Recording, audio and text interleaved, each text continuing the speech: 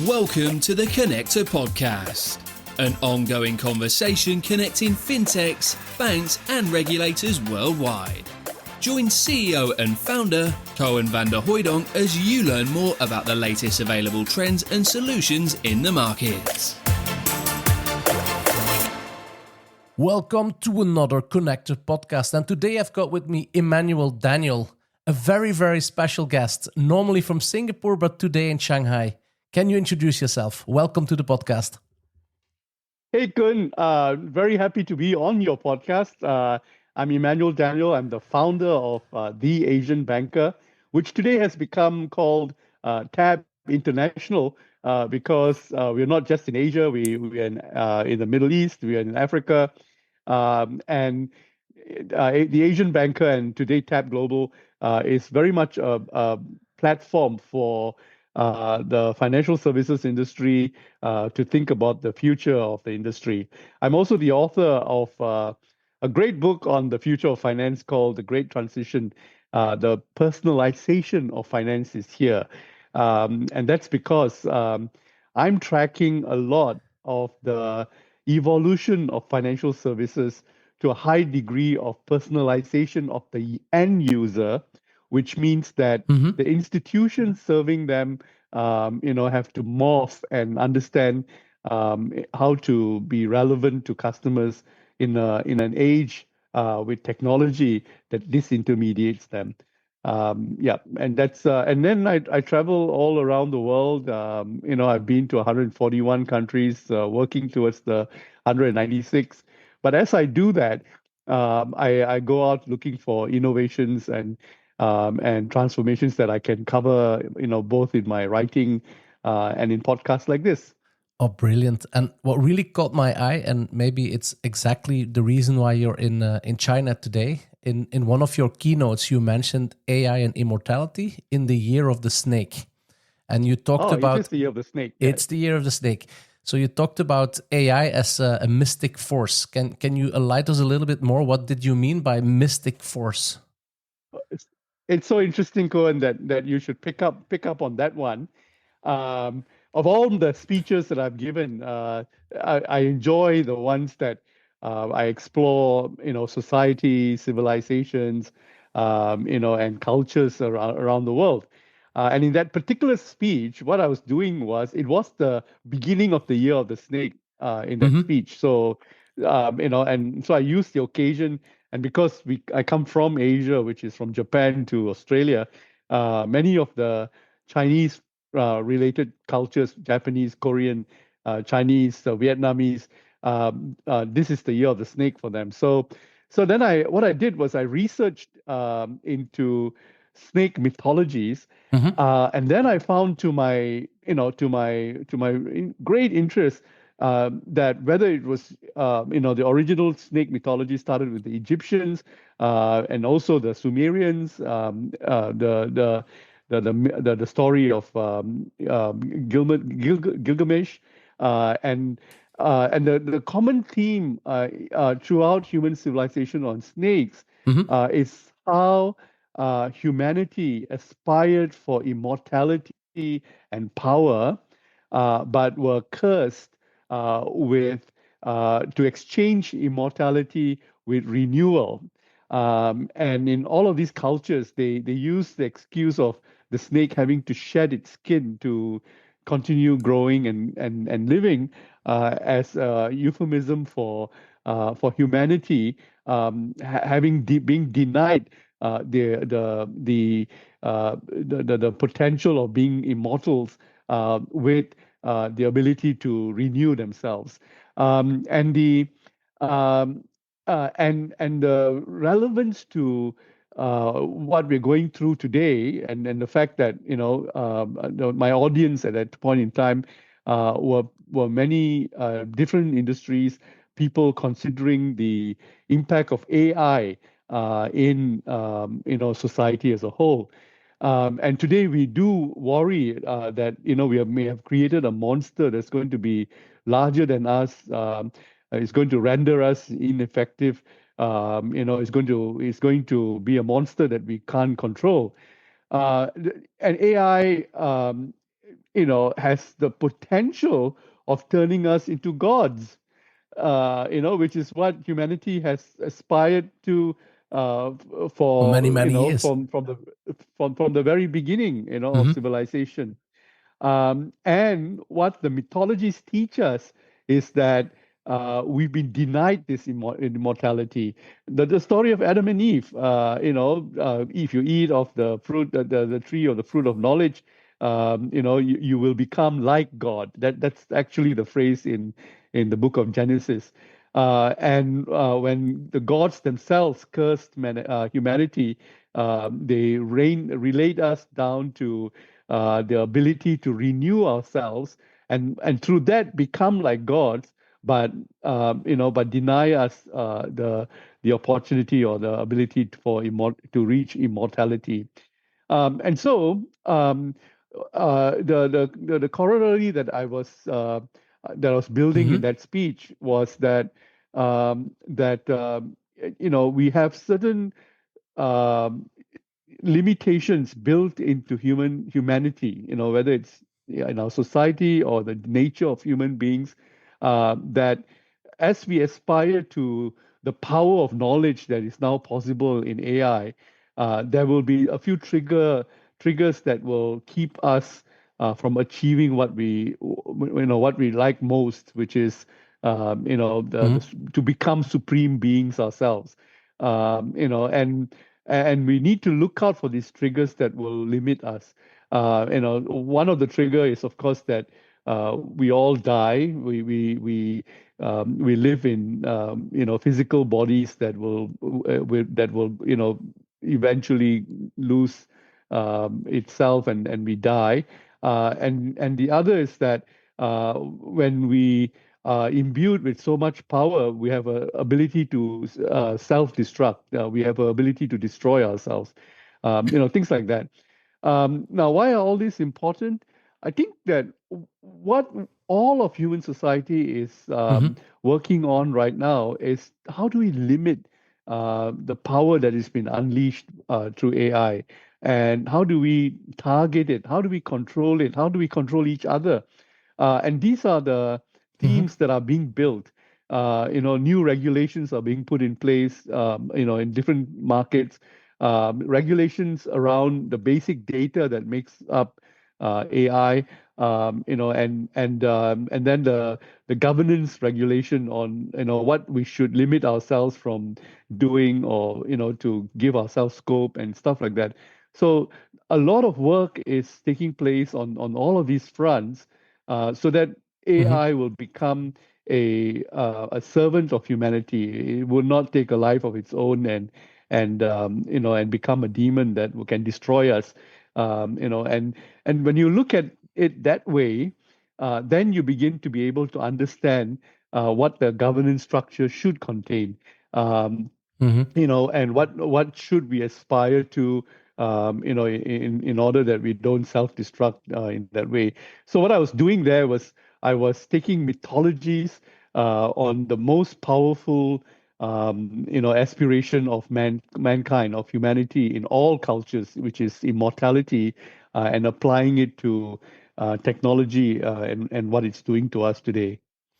No, that's very interesting. The other day I was listening to somebody, and it was a discussion about what is consciousness. And the guy was a professor, made a very interesting analogy. He said, if you could replace one synopsis in your brains and that would be an AI, would you then consider yourself to be conscious? And the answer was yes, because it's 1 out of 1 million. But what if that 1 out of 1 million becomes 50%? Are you still conscious? And what if that 50% is 100%?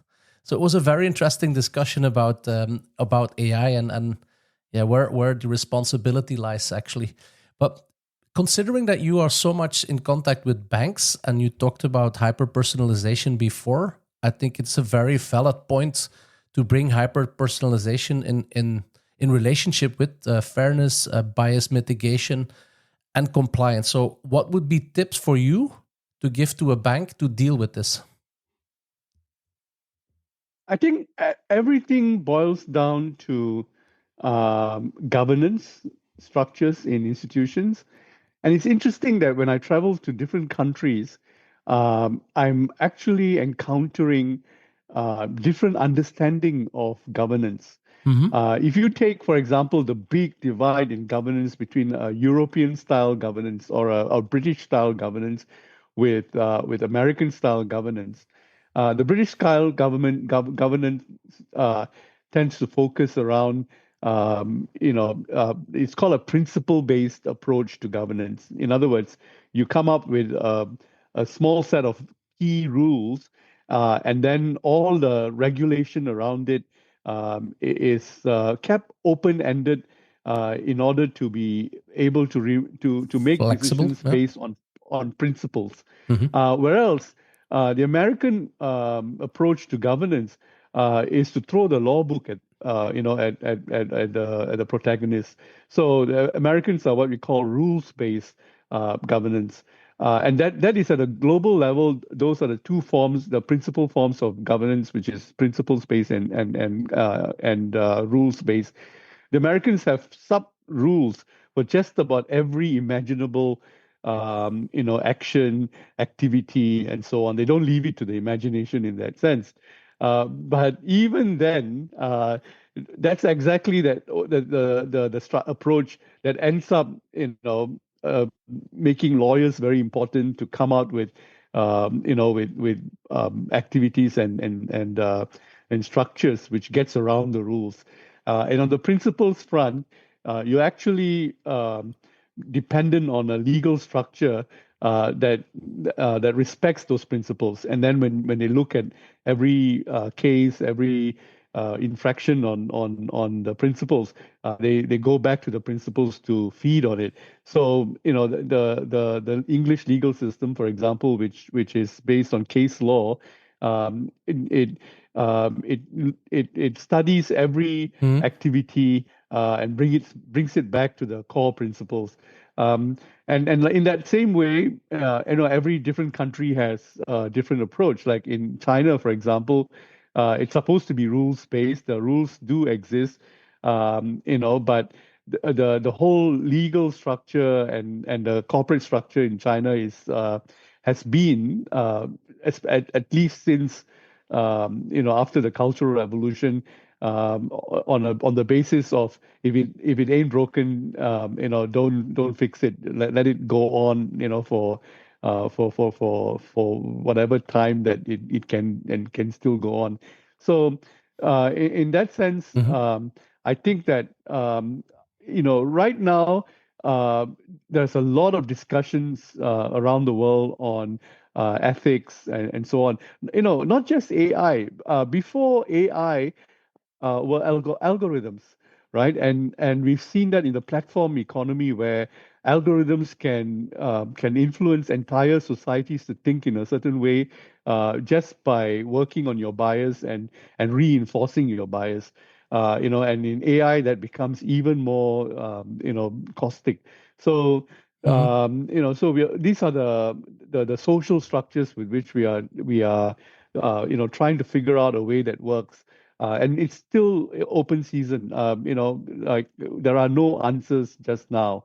And the answers will come when we are dealing with in incredible breakthroughs in technology. So, like you mentioned, if technology becomes science or technology becomes self-aware, then what are we imbuing it with, and how should we react? Mm-hmm. Emmanuel, we almost at the end of this podcast. Time flies when you're having fun, right? So I'm really enjoying Right. your insights. So I thought I'd bring you a challenge. And the challenge is, if you look at banks, I'm going to give you 3 challenges and you let us know which one you think is the most prominent one and why. So the first one is adapting to AI on a strategic level, resisting disruption, or the third one, cultivating the cultural mindset of innovation. Which one would you pick? Can you repeat that again? Of course, adapting to AI, resisting disruption, and working on culture mindset. Oh, I see where you're going with this. I would say uh, adapting to AI. Yeah. And why? I think that leaves it open-ended. And the other two options that you gave me, actually, you still need to deal with it when you deal with AI. AI is transforming financial services at its core. And what is financial services at its core? Financial services at its core is about financial institutions being intermediaries. And because of AI, agentic AI, for example, Mm-hmm. the fact that the end user can build his own interfaces, it disintermediates the institution today more than anything else that has been possible in the past. So financial institutions have to scramble to restate the intermediation business, restate why they are important in a transaction between two parties, whoever they are. And so, and then on top of that, AI also, challenges the back office of a financial institution. The middle office, the back office, the front office, and the technologies required to run them have been simplified dramatically. And it's no longer even a strategic advantage for financial institutions to have a better technology than the next guy. With the simplest of technologies, you can still be relevant. So this intermediation and the operational back end of a financial institution, those are practical areas that you can think about and understand how the transformation is evolving. The other two, the way I think they get sorted out anyway as you deal with them. I wanted to be a bit provocative, obviously. But thank you so much, Emmanuel, for your insights.